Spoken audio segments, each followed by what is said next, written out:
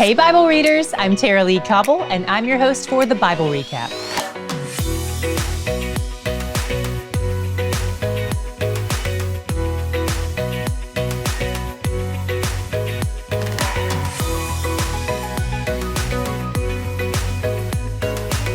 Yesterday we left off with Jacob's sons Simeon and Levi slaughtering all the men of Shechem, the town they'd just moved to, in order to avenge the rape of their sister Dinah.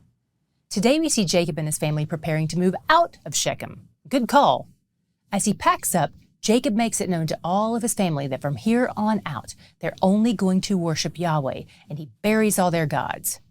As they pass through the nearby cities, God made all the locals afraid of them. We don't know how he did it, but God actually created terror in the hearts of those who oppose him in order to protect his people. This is the only place in the Bible where the Hebrew word for terror is used. Most of the time, when we refer to the fear of God, it means something different than this word used here. Usually, it carries a connotation of reverence and awe. But here, this word has only the connotation of sheer terror. We'll talk about this more in a future episode, but I just wanted to plant that seed while we're here. God called Jacob to settle in Bethel. You may remember Bethel as the place where God appeared to Jacob in his famous ladder dream. Back then, in chapter 28, Jacob set up a pagan pillar in that spot, but he's a new man now with a new heart. So God sends him back and he replaces the pillar with an altar, just like the altar he set up in yesterday's reading after he wrestles with God. This whole scene is important because it shows Jacob's change of heart and his increased understanding and faith. He's tearing down the old things that dishonor God, and he's building up the new things that honor God and point to him. Then something happens that seems odd. God changes Jacob's name. It seems odd because we've already seen him do this. Is this the same story just repeated for emphasis because it's important? Possibly. It wasn't uncommon in ancient storytelling to repeat things. In fact, we saw this on day 1 with the creation of humans in Genesis 1 and 2. God didn't create them twice, he just told us about it twice. Maybe you're also wondering why God keeps switching back and forth between the names Jacob and Israel, especially after he's changed his name at least once. A lot of people think the switching back and forth is a subtle way of indicating which direction Jacob's heart is focused at the time. Jacob is the old man who looks to himself, but Israel is the new man who looks to God. There's an anonymous poem I love that illustrates this back and forth between being Jacob and being Israel. It's only 4 lines, and it goes like this. 2 natures beat within my breast. The one is foul, the one is blessed. The one I love, the one I hate, the one I feed will dominate. Sometimes Scripture gives us a little bit of insight into which nature Jacob/Israel is feeding just by his name. But to be fair, the name switching also could be for the sake of clarity, since by the time Genesis was written down, the name Israel had come to represent far more than just Jacob. While they're at Bethel, God blesses Jacob and reiterates his covenant promise to this family of people to be their God and establish them in the land he gave them. And again, he points out that it's going to be about way more than just them. He says, a nation and a company of nations shall come from you. At some point, they continued on to Ephrath, and Rachel had a baby along the way. Did this surprise you guys? Do you remember all that back and forth between Rachel and Leah about children? I'm shocked that we didn't even get a hint that Rachel was pregnant again, and here she is giving birth to Benjamin, Jacob's 13th child. She dies in labor, and Jacob puts a pillar over her tomb. Don't let that pillar alarm you. Not all pillars are bad. This particular pillar was more of a memorial marking stone than a pagan worship site. After all this, Jacob goes to visit his father Isaac, whom he hasn't seen since he tricked him decades ago. And shortly after he visits him, Isaac dies. Jacob has just lost his beloved wife and his dad in a short time frame.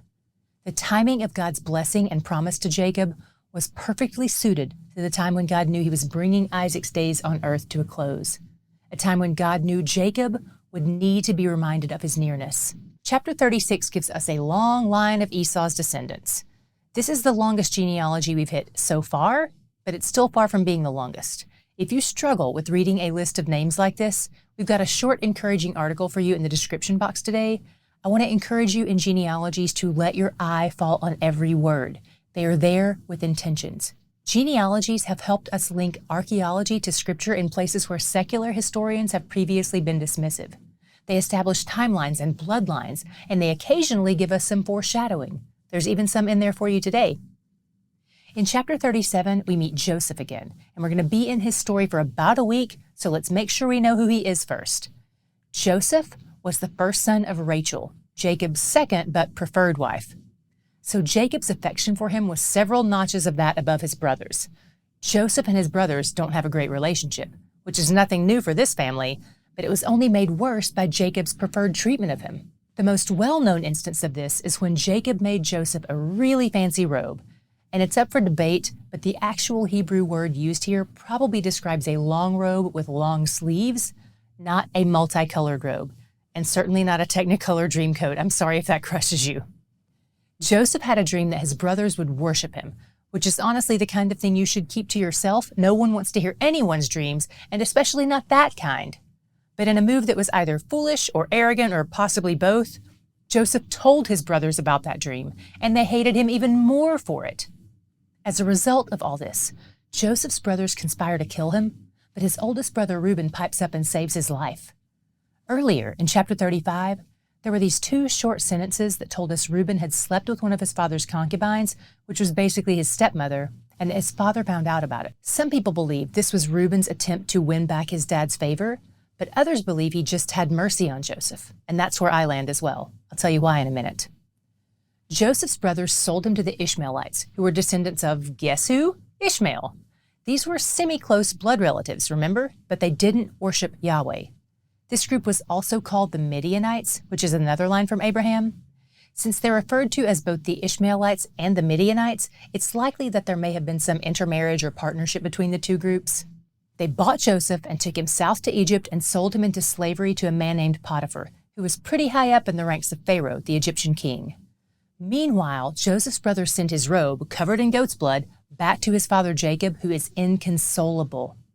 This scene is a bit of a flashback to the time Jacob deceived his own father Isaac using a stolen cloak and a slaughtered goat.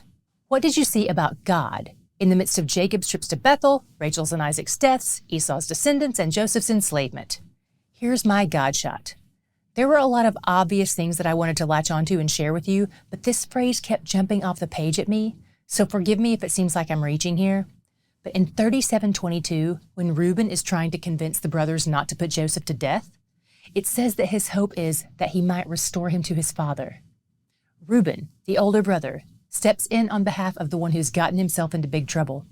He demands that they not shed his blood, and he ultimately saves his life, that he might restore him to his father. Does that remind you of anything? Jesus, our older brother, stepped in for us, and because of his intercession, our lives are spared, that we might be restored to our Father. Today, Reuben showed me a picture of Jesus, an imperfect one for sure, but it was still a good reminder. God the Son stepped in on my behalf to rescue me right in the place where I've been the cause of my own demise and I cannot save myself. He stepped in to restore me to my Father. And he's where the joy is. Do you want to visit some of the places we've been reading about? Do you want to see Scripture come alive in 3D? We want to take you there, to the Holy Land, the land of milk and honey. By the way, they don't call it that for nothing. The food is amazing. To find out more about our trips, visit Israelux.com. That's ISRAELUX.com and fill out the interest form.